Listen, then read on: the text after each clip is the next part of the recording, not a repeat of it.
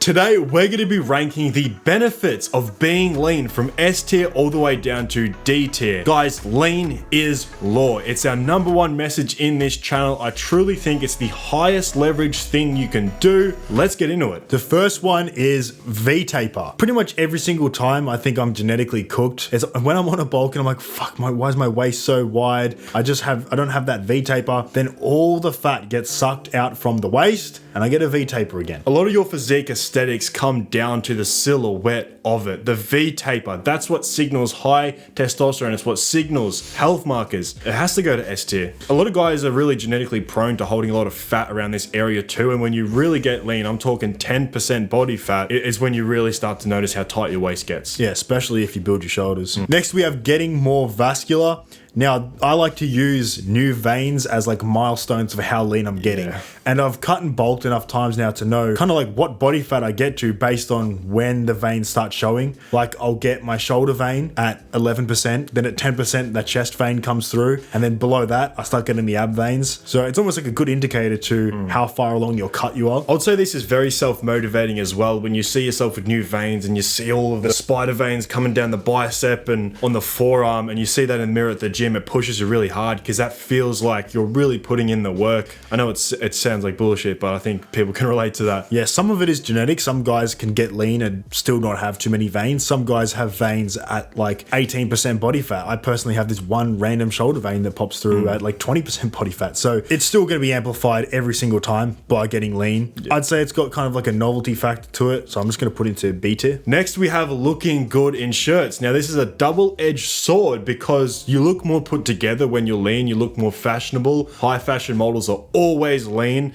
they're always lanky, let's be honest, but you're not going to look as big in shirts. That's just the reality. But I honestly think being lean, you still look more put together. You still look more fashionable. I don't think it's about the size, bro. Yeah, I mean, when guys say like, oh yes, I finally fill out this shirt and they're like 20% body fat, I'm thinking, yeah, but what's the actual benefit of that? That's like male gaze. You're looking at it through the male lens. And okay, yeah, we're just doing it for ourselves, whatever. I know you tell yourself that, but a lot of us subconsciously even are doing it for women, right? We just want to look good to the opposite sex. That's completely normal. That's fine, bro. There's nothing wrong with that. But I still think when you're lean, you just look more put together, especially because you're not going to have the sort of the gut poking through the shirt. Even if you have like the loose cloth here, you'll still always have the chest that will hug the top of the shirt. And if you got big enough arms, they still will look decent. And then you'll get the bicep vein. I just think it looks better. Yeah, and like the sleeper physique that guys talk about simply just means you're not big enough yet. It takes a long time to be both big and lean. It was day and night when I was on a bulk, about 20% body fat. I'd wear shirts. Yeah, I looked bigger in them. I got no compliments. I got down to 10% body fat. The same shirts I was wearing, people would start asking where I got the shirt from, things like that. And I would genuinely get so many compliments compared to 20% body fat where I was getting like none. So I would almost put it in A tier, but because of the reason you don't look as big, B tier. Also, by the way, it's a good time to mention we just dropped our first ebook, which is the Speedrun to 10% body fat. It's the complete step-by-step guide to actually get to below 10% body fat, because I actually think that's the biggest problem with the guys watching this channel and with the physiques we've reviewed and the questions we've seen on Reddit. Guys just can't get lean and they seem to think it's hard. I've actually read countless comments now where people say, bro, getting lean is just so hard. It's not. It's very simple and it's actually quite easy once you know the steps. So that's why we put together our first ebook, which is literally step by step, do this, do this, do this, do this. You finish the ebook and you'll be below 10% body fat. It's very simple. It makes it super seamless. I highly suggest you check that out. It's the first link in the description. Next, we have face gains. This instantly goes to S tier. Instant S tier. It goes to the top of S tier. This is pretty much the sole reason I like to get lean. Apart from the body, apart from like the definition it shows, I can't stand how my face looks on a bulk, especially because I'm just super conscious about it. And when you look back at photos on your bulk, that's when you realize the most. Now, okay, with older guys, sometimes you actually do want a little bit more fat in the face because as we get older, the fat actually shrinks from our face. So it might benefit you to actually be closer to like 15% body fat. But I think even from 11, 10, 9%, your face gains just keep improving. It is absolutely insane. You look like two completely different people. I do. And some guys genetically just have lean faces. And even when they get to like 15% and above, their face still looks all right. But for me, the first place I put on fat is my face. If you get no results, you know, with women, this is the first thing you should be doing. Next, we have personal brand. Now, this is a massive benefit being lean because you can't necessarily judge size that well through a camera. All you can really judge is how lean they are, right? How much cuts are showing, the veins that are showing, the definition. It's hard to get a perspective on the actual tangible size of the person. And that's why almost every fitness influencer is well and truly below 12% body fat. You won't find many ever get above that. Yeah, boys, I've been to the fitness expos and I've seen the influencers. You know, I'm gonna be honest, bro, they're not really as big as I thought they were. Yeah, they still look fucking phenomenal, but they're not as big. But they do look big on camera. I think gone are the days, though, of the fact that you could just show off your physique and get 1 million views. Because there's so many insane physiques out there now, that can't carry your personal brand. You still have to provide value. You still have to make hundreds of tier lists to get views. So I'm going to put this into A tier. Yep. Next, we have looking good at the beach. Real simple one. If you are insecure taking your shirt off at the beach, it's time to make a change, man. There's no better feeling than being dialed in for summer, taking off your shirt, you get a few looks, you're confident, you got a tan on, you're with the boys, you're enjoying the vitamin D, you're soaking up the rays, you're lean. Oh my God, bro, there's nothing better. Yeah, I mean, you just feel so much more confident. You're not super self-conscious trying to suck in your gut, trying to like make sure you don't look fat at the beach, right? If you're sub 10% body fat, you'll always look good, even with such small amounts of muscle mass, really. So I'm going to put this into S tier. Oh, you wouldn't put it. Yeah, you know what? Actually, no. This is biased because I live in a country where there's a beach nearby. Some places are cold, some places don't even have a beach. It goes down to B tier then. B tier, yeah. Okay, so you can't read this, but it's insulin sensitivity. Now, this strays into a lot of other health markers as well. When you're lean, your insulin sensitivity increases, your nutrient partitioning gets better, and your body is just a lot more of an efficient machine. A lot more of the calories you eat will go to the right things. It will go towards building muscle rather than storing fat. And it's why guys will bulk up to like 16, 70%, and they continue to try bulk, and they don't really put on any muscle past that point. You're just putting on excess fat because you've just simply become like insulin resistant, and then you're even accumulating visceral fat at that point, which is you're just making your cut way harder. Yeah, even if you don't have that much muscle yet, bro, you still got to cut. You got to take a step back to take a step forward. You know, if you've been going to the gym for a year and you haven't got that much muscle mass and you're above 15% body fat, it is what it is. You still got to get lean to put yourself in the right environment to grow. This is what actual bodybuilders and what actual nutrition coaches will tell you. So I mean, this has to go into A tier at least, because it's going to help with your actual physique development. Yeah, people severely underestimate how important getting fat free is before their bulks. Dating apps and online dating. This is a massive one, and it's a byproduct of your face gains, how good you look in clothes, how good you look shirtless at the beach, because ideally those are the kind of photos you'd include to show off your physique. A lot of people fuck this up by including like gym bro, male gaze photos. We talk about this all the time, especially in the school group with the guys. They've improved massively. I'm fucking proud of them, honestly, because they would send me these photos and I'm like, bro, that is not it. Then they get lean, they take photos that I tell them to take, and they get insane results. Boys, I'm telling you, if you can just take the right photos and set yourself up correctly on online dating apps, I know some guys don't like them, but I'm telling you, bro, you'll never be lonely again. I'm talking 100 plus likes maxed out in a day if you really do it in the way that we tell you to do it. Yeah, I mean, people don't like dating apps because they don't get results. They don't know that they could get results, right? Getting lean is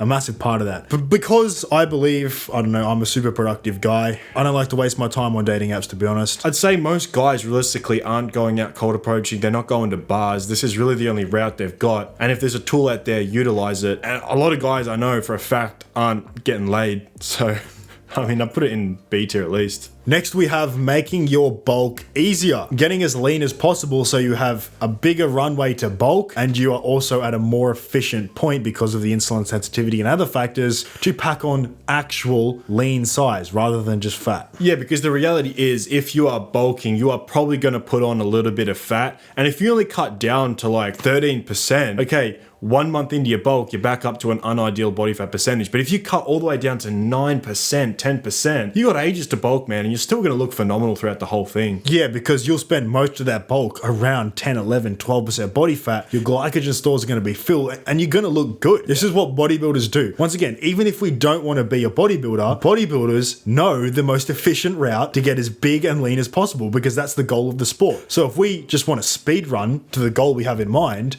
let's copy the bodybuilders. And the bodybuilders get fucking peeled before they bulk. So I'm going to put it into A tier. Yeah, because a lot of guys' bulking strategies are just fucked, and that's why they look bad. All right, having better testosterone. So once again, this is kind of like a double-edged sword, because if you get too lean, sub like 7% body fat, and you're not getting your nutrients in, yeah, your testosterone is going to crash. However, if you bulk too far and you get above, 20% body fat, your testosterone is going to start aromatizing into estrogen. So 10-11% is the sweet spot for your testosterone levels. Like I mentioned, your body's just a more efficient machine in every aspect: hormonal, nutritional. The more fat you have, the more adipose tissue you have, which is where the testosterone actually gets converted to estrogen. So if your body usually would produce 700 nanograms of testosterone, 200 nanograms of that is getting converted into estrogen, you only got 500. Boys, I'm just editing the video and I realized like the way I'm saying it isn't 100% scientifically accurate. I'm just sort of framing it in a way that's a bit easier to understand for most people. No, not all the testosterone just gets converted to estrogen. It's a lot more nuanced and complicated than that. So just keep that in mind throughout like this segment of the video, because most likely if you're overweight, it's the factors that got you overweight that are also affecting your hormones, and there are other hormones at play as well, but just keep that in mind.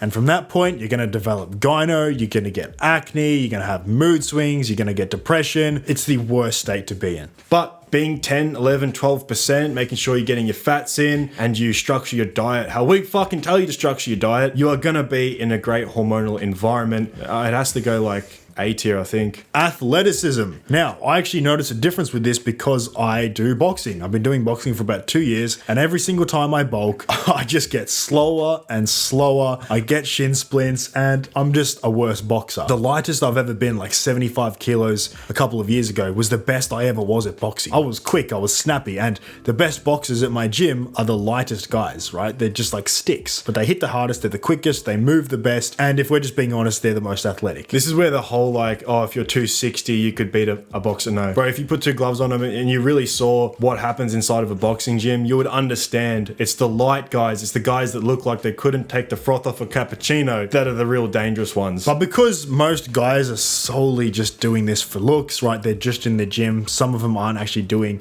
other sports outside of it. I would say it doesn't apply to a lot of people. The C tier. Yeah, C tier. Finally, we have your sleep quality. Now, once again, this is a double-edged sword, because if you're in a massive calorie deficit, your sleep will suck. I've been in a massive deficit recently, and I wake up at like 5 a.m. after going to sleep at midnight. You can't get into a deep sleep because your body's just kind of in survival mode. Like it just wants calories. It's waking you up because it's like, time to eat, motherfucker, stop sleeping. But if you're also overweight and you're bulking super heavy, your sleep can also get affected, especially if you're eating carbohydrates later in the day and your body's constantly digesting food. Your body's going to be digesting while you're trying to sleep. So it's trying to do two processes at once. It's kind of like the testosterone thing, right? You need to find a nice little happy medium. The happy medium, like we mentioned, guys, is like 10, 11, 12%. Everything will function the best at that body fat percentage. Primarily, that's what we always were. If you just have a diet centered around what we used to eat, you are just going to be that lean and everything is going to function how it's supposed to function. So yeah, I think getting lean, your sleep will be affected. But once you're at 10 to 11%, you can kind of maintain that. You can bump it up to maintenance. Maybe you might be eating 2,700 calories and your sleep will go back to normal. So if you are very overweight and you're cutting down, don't worry, your sleep won't be cooked forever. It's just because you're in a huge deficit and your body's hungry. I have to put that in D tier because I can't fucking sleep recently, bro. It's pissing me off. That's it, guys. Lean is law. I know a lot of people disagree, and you've got some fuckheads online saying, no, you need to go bear mode. You need to be big and look big on a shirt, bro, because that's getting me laid. If you're amongst that mindset,